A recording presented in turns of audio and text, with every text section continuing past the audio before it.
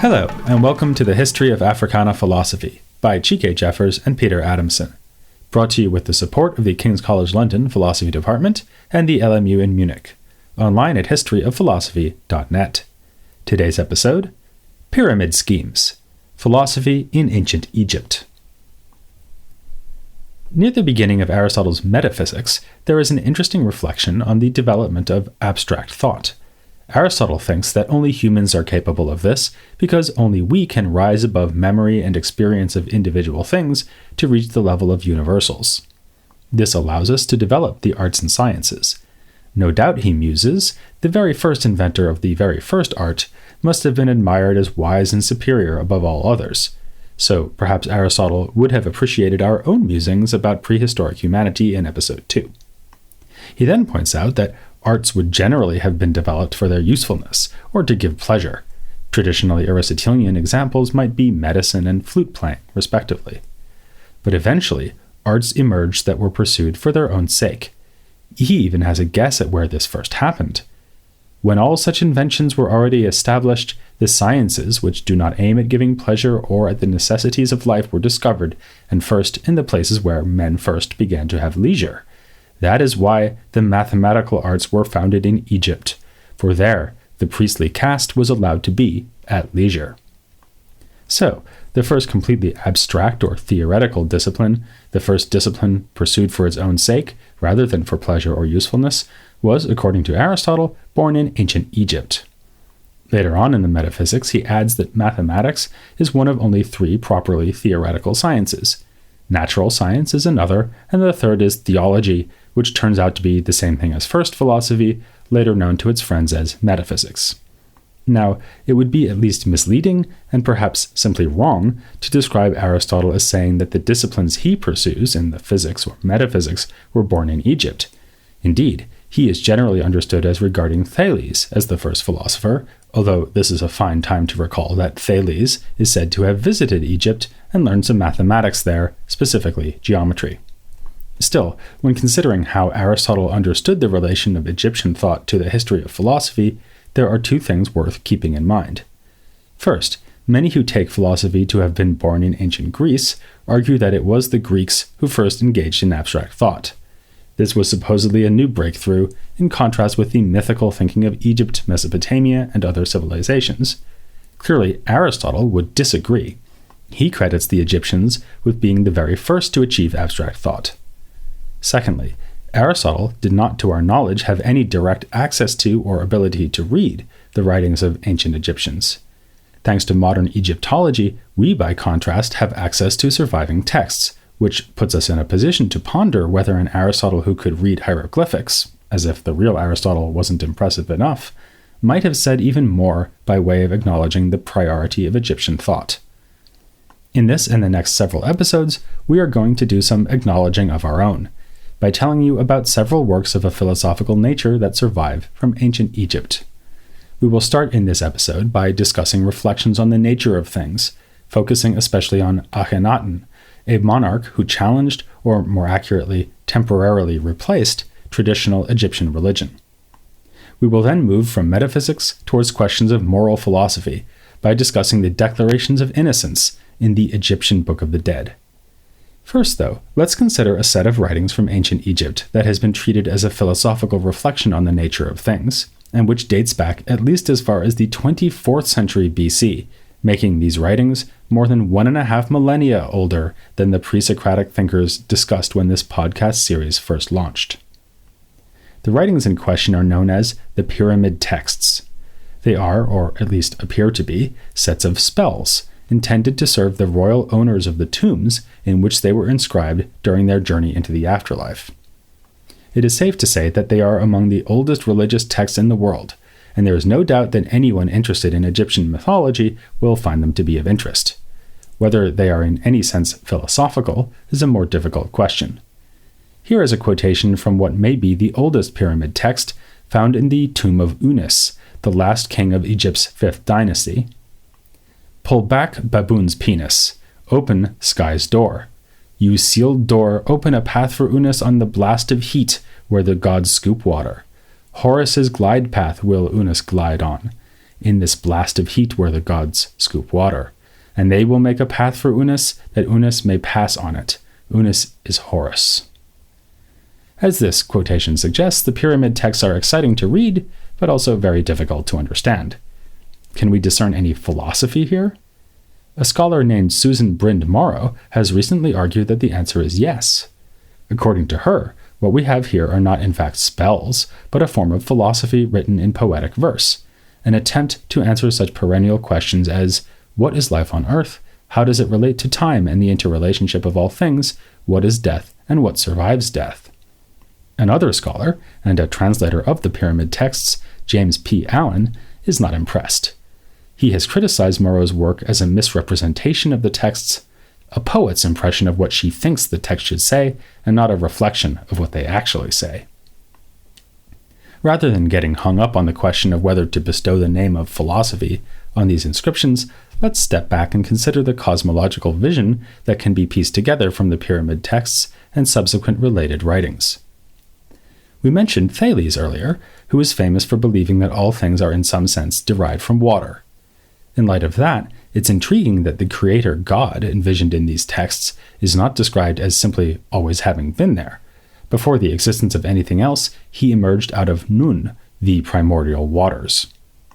Given that Thales is said to have visited Egypt, some have wondered whether he may have picked up his water obsession there along with his skill in geometry. If so, it would be a case in which mythological representations of things influenced philosophical doctrine, not the last time we'll observe this phenomenon in the present series of podcasts. But whatever lines of influence may be found here, it would be a profound mistake to reduce Egyptian thought and its reflection on the nature of things to mythology. Take Imhotep, who lived during the 3rd dynasty of Egypt, somewhere around the 27th century BC. He is sometimes celebrated as the first great scientific thinker of the ancient world. He was the chief advisor to King Djoser, the first king of Egypt to have ordered the construction of a pyramid. The step pyramid of Djoser, which can still be visited today, is a major feat of engineering, and it is Imhotep who is credited with being its architect. An inscription at the base of the statue found in the step pyramid tells us that Imhotep was also an administrator, a high priest, and a sculptor. Already he's starting to rival our hypothetical hieroglyphic reading Aristotle in the annals of polymath geniuses, but there's even more. Later generations of Egyptians remembered him first and foremost as a master physician. He was eventually deified as a god of medicine, and later still identified by the Greeks with their demigod of medicine, Asclepius. There is an ancient Egyptian medical text known as the Edwin Smith Papyrus, which is remarkable for its systematic and relatively magic-free approach to diagnosing and treating injuries. Some Egyptologists have speculated that Imhotep could be its author. Even if Imhotep did not write the words set down on that papyrus, though, we still have reason to think that he composed works of lasting importance. 2 texts, the Song of the Harper from the tomb of King Intef and the Immortality of Writers, both of which were evidently written many centuries after Imhotep's time, invoke him as a paradigmatic example of a beloved and oft-read author. Both texts thematize the way that our wise words may live on after we die. So it is a sad irony that we do not seem to have access to any words that can be ascribed with certainty to Imhotep. On the bright side, he is included alongside other named authors who did, in some cases, write, or to whom are ascribed texts that have survived in whole or in part. In most cases, those texts are instructions, which belong, as we'll discuss in the next episode, to a tradition of moral philosophy. Did Imhotep likewise make his literary mark through insights into the question of how one ought to live? Or was he solely remembered for texts that exhibited his knowledge of the human body as a great physician, like what we can read in the Edwin Smith Papyrus? Perhaps he even set down in writing the fruits of his expertise in the manipulation of materials as a sculptor, engineer, and architect. The most philosophically exciting possibility of all, of course, is that in his writing he somehow combined and synthesized these varied interests. But let's move on now to someone whose words can still be read today, Akhenaten, the monumentally important king who was seen by many as the first known proponent of monotheism. His reign in the mid-14th century BC has been called perhaps the most exhilarating, uncertain, dynamic, and bizarre period in Egyptian history. He inherited the throne from his father, Imhotep III, and was initially known as Imhotep IV. Early in his reign, though, he renamed himself Akhenaten, which might be translated as "he who acts effectively on behalf of the Aten." The Aten was a sun god, or perhaps one aspect of the sun god, specifically its representation as a disk in the sky. Akhenaten elevated the Aten as a god above all other gods, and eventually made it the official religious view of the kingdom that there was no other god but the Aten. To reflect this new belief, he ordered the daunting task of removing the names and images of any other gods from temples, tombs, and monuments. Along with his wife Nefertiti, who held a position of equality with her husband, unmatched by most other Egyptian queens, Akhenaten oversaw massive changes in the society he ruled, including the founding of a new capital, Akhenaten, where a roofless temple facilitated very direct worship of the Aten. There can be no doubt that one effect of Akhenaten's religious revolution, if not its primary motivation, was to concentrate power in Akhenaten's hands, for he positioned himself as the son of the Aten, and the only one capable of fully knowing and interpreting the will of this solitary divinity. To see Akhenaten's monotheism as nothing more than a power grab, though, would be to overlook its philosophical interest. Consider the beginning of a text generally assumed to be composed by him, the Great Hymn to the Aten. It reads, "You rise in perfection on the horizon of the sky, living Aten, who determines life. Whenever you are risen upon the eastern horizon, you fill every land with your perfection. You are appealing, great, sparkling, high over every land. Your rays embrace the lands as far as everything you have made." Two themes are especially worth emphasizing here: the universal reach of the Aten and the naturalistic description of this god as the visible shining sun. The way the Aten fills every land with light points us towards the way that monotheism may naturally be connected to a sense that the world itself is a unity, despite all the distances and differences between those of us who live in it. According to Akhenaten, the Aten is the ultimate source and the active sustainer of all lands, near or far.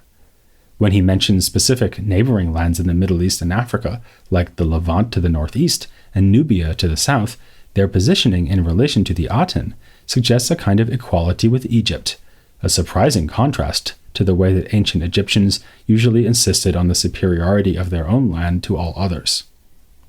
Akhenaten also celebrates the diversity of the world, treating linguistic differences and even the physical difference of skin colors as the benevolent doing of the one God who created all of these people. Here, theological innovation appears to have brought about a new understanding of what human beings share and how that relates to what makes us different from one another. His theological purposes notwithstanding, though, this is also a highly naturalistic text. It is obvious that the Great Hymn to the Aten describes the physical sun as we see it in the sky. This may not sound like a radical break with tradition. After all, one of the few things most of us will know about Egyptian gods is that one of the most important was Ra, a sun god. Like most Egyptian gods, however, Ra was traditionally represented with human and animal features.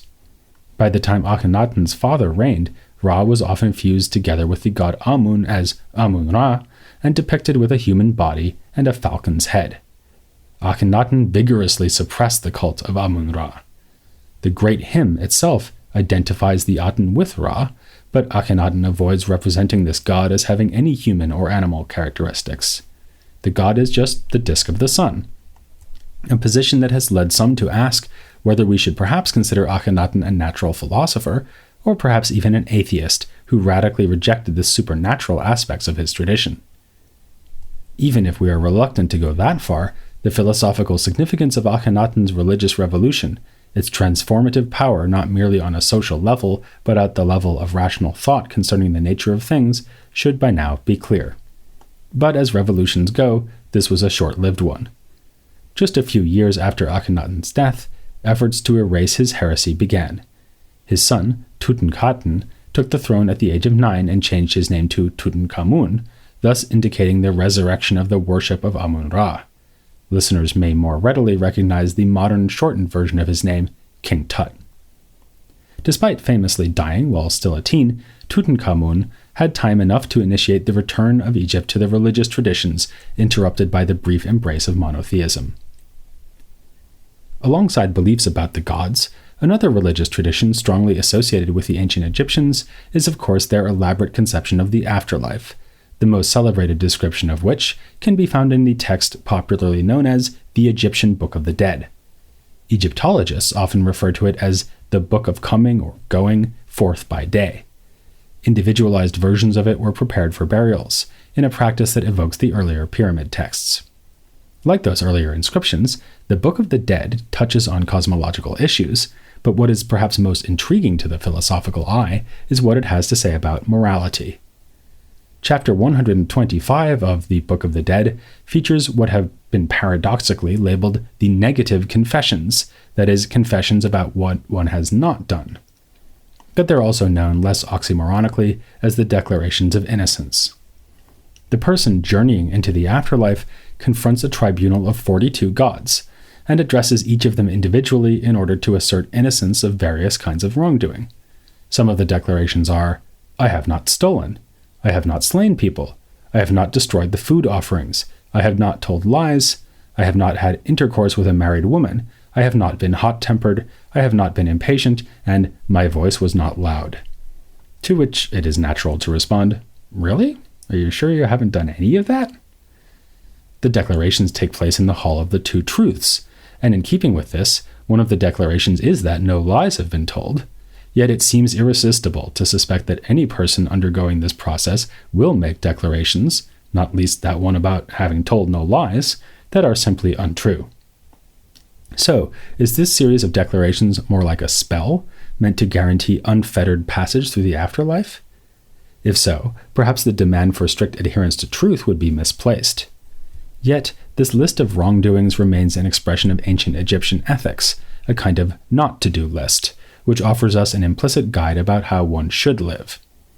One person who has stressed their importance is a thinker alive today who we'll cover later in his own right, Maulana Karenga, the African-American intellectual and activist who is most widely known as the inventor of the holiday Kwanzaa. Karenga wrote a doctoral thesis in social ethics at the University of Southern California and published that thesis as a book entitled Ma'at, The Moral Ideal in Ancient Egypt.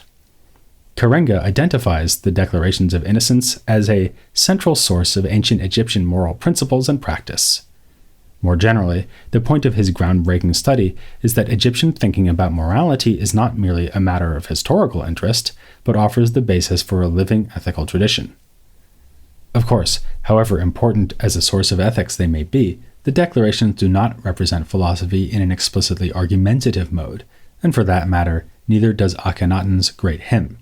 So, skeptics out there may be wondering whether philosophical thoughts in ancient Egypt were ever presented in that form. Do any writings offer a reasoned defense of ethical doctrines, instead of just setting out those doctrines or alluding to them implicitly? Our positive answer will come in the form of another episode on ancient Egyptian thought, in which we will focus on the genre of writings known as instructions, or teachings. After that episode, even the most skeptical of listeners should be like an Egyptian alligator that has wandered up onto the shore, no longer in denial. That's here next time on The History of Africana Philosophy.